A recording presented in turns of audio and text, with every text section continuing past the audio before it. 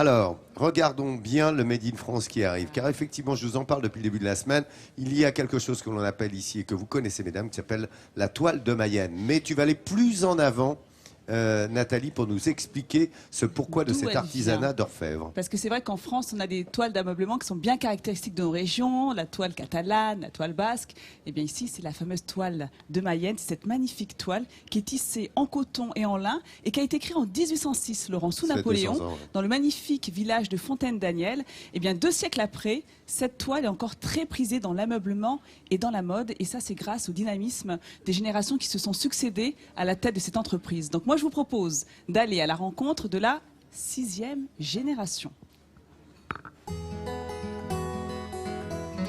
En Mayenne, il y a un village qui doit son existence à un savoir-faire ancestral.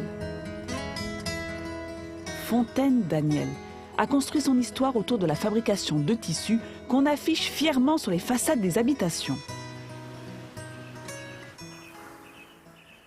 C'est ici, dans ces bâtiments, que depuis 1806, on habille vos intérieurs de maison.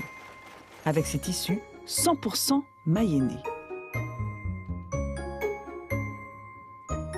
Raphaël, avec son frère, représente la 6e génération de dirigeants de cette entreprise. Et après tant d'années, il s'appuie toujours sur les savoir-faire légués par ses ancêtres. C'est la valise de notre arrière-arrière-grand-père qui réunit donc des tissus qui ont été fabriqués à son époque, c'est-à-dire entre 1890 et 1910. On voit donc des fines rayures déjà à l'époque et des flanelles. Au tissage, on fabriquait surtout des vêtements de travail ou des tissus pour les vêtements de travail. Le motif des rayures est toujours réalisé aujourd'hui dans l'atelier de tissage. Entre les mains de Céline, 6540 fils de coton sont organisés par section de couleurs sur cette grande machine appelée lourdissoir. Cette étape permet de préparer tous les fils avant le tissage. Avec ses doigts de fée, Céline les enroule sur ce grand rouleau en fonction du dessin qu'elle doit réaliser. Pour chaque dessin, chaque rayure, il y a un nombre de fils à respecter. Je ne dois pas en mettre moins, je ne dois pas en mettre plus, mais je n'ai pas le droit à l'erreur. Je dois respecter le dessin tel qu'il est. Quand les fils sont prêts à être tissés, ils sont rentrés un par un à la main dans les peignes du métier à tisser. En 8 heures, cette machine réalisera 100 mètres de ce tissu. Et c'est Francine qui veille à ce que chaque fil soit bien à sa place et sans défaut. Là, tout va bien. Il n'y a pas de fil qui est plus clair que l'autre et il n'y a pas de fil plus gros que l'autre. Après 14 ans passés dans l'entreprise, Francine a l'œil. La qualité, avoir surtout l'œil de lynx, parce que c'est très important. Et la sensibilité du doigt. Pas un défaut ne résiste à Francine, passionnée par ce métier comme ses tantes qui travaillaient elles aussi à l'atelier. Je le souhaite qu'il soit préservé ce travail parce que c'est un métier qui malheureusement n'est plus dans plusieurs régions. Et aujourd'hui, il faut la préserver dans notre région. On en a besoin et on a besoin de faire voir nos savoir-faire surtout. Parce que ce sont des belles choses et il faut absolument les mettre en valeur. Certains de ces tissus seront apportés à l'atelier de confection. C'est ici que seront réalisés rideaux, stores, dessus de lit ou encore coussins selon les commandes des clients. Grégoire co-dirige l'entreprise avec son frère Raphaël. Vous allez bien? Ça va, très bien. Il rend visite aux couturières qui, de leurs mains d'or, réalisent ces magnifiques rideaux avec les tissus créés sur place. Tout ici est fait sur mesure. Pour faire des jolis rideaux, par exemple, nous ne pouvons pas tout faire avec des machines. Pour que le tombé des rideaux soit parfait, il faut parfois faire des interventions. On appelle ça des points de bagage, par exemple. Ce sont des choses qui sont faites à la main. Et c'est ce que nous aimons ici. Ce n'est pas un atelier industriel, ce sont plutôt des experts regroupés sous un même toit qui interviennent à différents stades de la confection.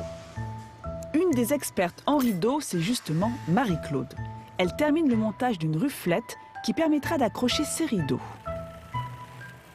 Il faut que tout soit parfait, parce qu'une fois que le rideau est terminé, on le pend et on regarde si tout va bien, si les finitions sont bien faites.